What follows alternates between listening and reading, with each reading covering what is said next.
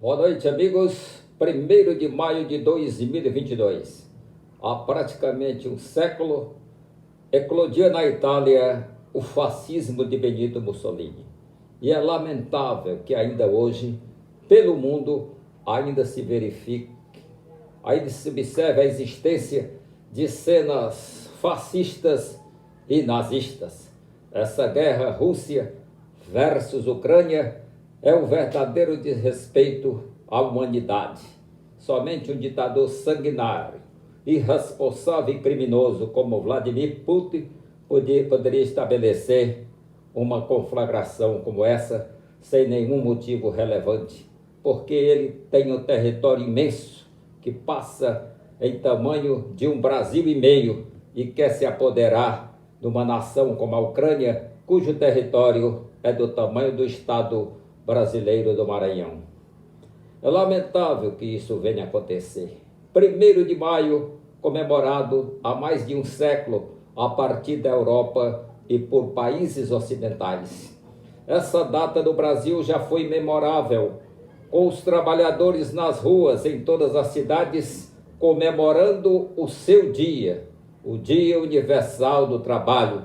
Poucos países, certamente na Ásia e no Oriente, não consagram essa data aos trabalhadores, sem falar daqueles países eminentemente fechados, como a Coreia do Norte e outras republiquetas ditatoriais, notadamente dessa amaldiçoada direita radical que quer implantar no Brasil. A exemplo de Donald Trump, que fracassou nos Estados Unidos, não sendo reeleito para o segundo mandato, praticamente um dos últimos presidentes, um dos primeiros, aliás, primeiro e último, a não ser reeleito nesse período mais ou menos de 40 anos. Nós temos hoje aí os políticos na rua.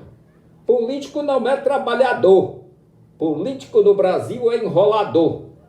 Muita filigrana, muita fake news, muita notícia falsa, muita fantasia e falta-lhes discurso, falta-lhes conhecimento, falta-lhes muitas vezes probidade e conhecer o que precisam fazer. O cidadão vai para o parlamento e não sabe o que é constitucional e o que é inconstitucional. Vai aplaudir o armamento do Brasil, a apologia ao crime, a utilização de armas indiscriminadamente. Então, nós precisamos abrir os olhos. Vem aí uma eleição, e essa eleição é definitiva para salvar a democracia brasileira. E é lamentável que os partidos políticos, que são 35, não coloquem à disposição do eleitor pessoas realmente credenciadas para disputar esse pleito e tirar o Brasil do rumo dessa história macabra que quer voltar a repetir-se ou continuar. Nós prometemos hoje falar sobre as provas ilícitas. As provas ilícitas, absolutamente ilegais, muitas vezes aparecem no processo. As mentiras das testemunhas, peritos e outras provas que exigem a participação direta do homem são punidas pelo crime, como crime, pelo artigo 342 do Código Penal Brasileiro. Você não pode ir para a justiça, seja no trabalho, seja em qualquer órgão de justiça, chegar lá e mentir. Mentir é crime e a pena é de reclusão e é uma boa pena para mentirosos. Eu costumo dizer, por isso que a justiça é cheia de processo. O autor fala todas as mentiras e muitas vezes a verdade. E o réu fala também todas as mentiras e muitas vezes ainda trazem eles 3 testemunhas mentirosas.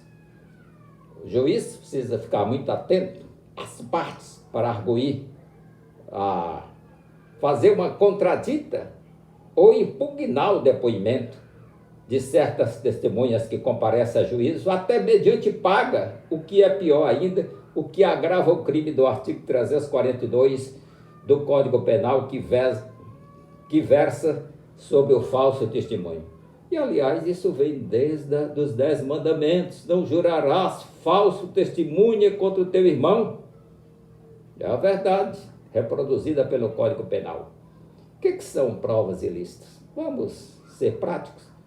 É o direito fundamental. Está inserido entre os direitos fundamentais a vedação. Lá no artigo 5º da Constituição Federal, são 79 incisos. Não me peçam para decorar qual é o inciso que tem escrito. São inadmissíveis no processo as provas obtidas por meios ilícitos. Né? Quem deu o maior exemplo para os senhores aprenderem de uma vez por todas o que são provas ilícitas?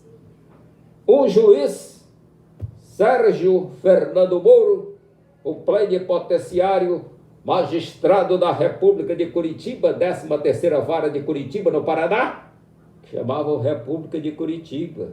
Isso já é um crime de secessão. O Brasil, que é uma república federativa, não pode ter uma república inserida em seu estado.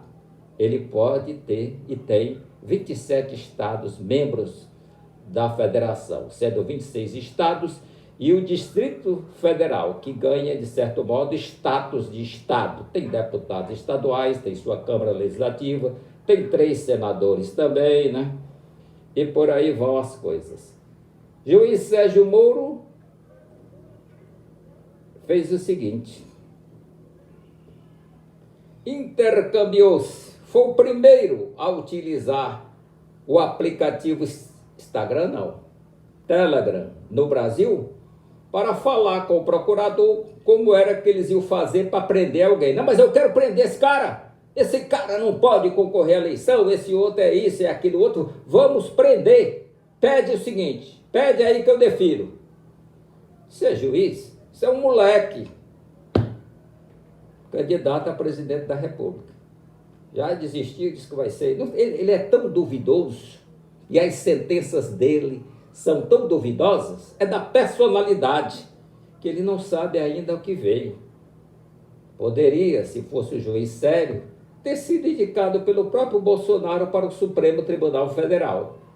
Seria difícil, né? Porque Bolsonaro quer um procuradorzinho lá, quer um pau-mandado, como Cássio Nunes do Piauí. E ele sabe que ele foi lá para fazer os gostos de Bolsonaro, que eu duvido muito do notável saber jurídico dele. A reputação ilibada eu não comento, ele a demonstra dia a dia. Tanto é que pediu vistas não, ele criou lá uma forma de pedir o processo que deferiu a vocês de 44, não, de 88 anos, de 70, de 60, para lhes tirar todo o tempo de serviço anterior a 1994. Ele pediu, ele quer reabrir, disse, não, mas tem que votar ao vivo. Voto online em matéria de direito não serve, né? Diz ele, na mente conturbada dele também. Claro, para ser indicado por Bolsonaro tem que ser um cara pirado. Provas ilícitas. Então, houve o seguinte na Lava Jato. Tem uns hackers por aí. Tem conhecidos, desconhecidos, tem ladrões. Tem aí que fala o gabinete do ódio. Até agora, eu já teria, se eu fosse autoridade, promotor, procurador da República, eu já teria mandado investigar esse negócio a fundo. Vai no local. Vê lá como é esse gabinete do ódio. Se o prédio é público, você pode entrar. Você pode entrar até na casa para ver aqui se eu estou fazendo pornografia infantil. Pode entrar até na minha casa, arrombar a porta se eu não abrir. Porque não vai no ambiente público verificar se tem um gabinete do ódio. É isso que eu reclamo das instituições brasileiras, muitas das quais eu não tenho fé. Não tenho fé na Previdência, não tenho fé no Congresso Nacional e o Supremo Tribunal que se cuide, senão eu vou dizer que não tenho fé nele aqui. Se começar a julgar as demandas em excesso, olhando quem é o réu, olhando quem é o autor, o artigo 5º, inciso 4º da Constituição Federal autoriza qualquer um dos brasileiros, principalmente a mim que trabalha em comunicação, dizer que eles estão desvirtuando a própria Constituição. é livre a manifestação do pensamento, sendo vedado o anonimato.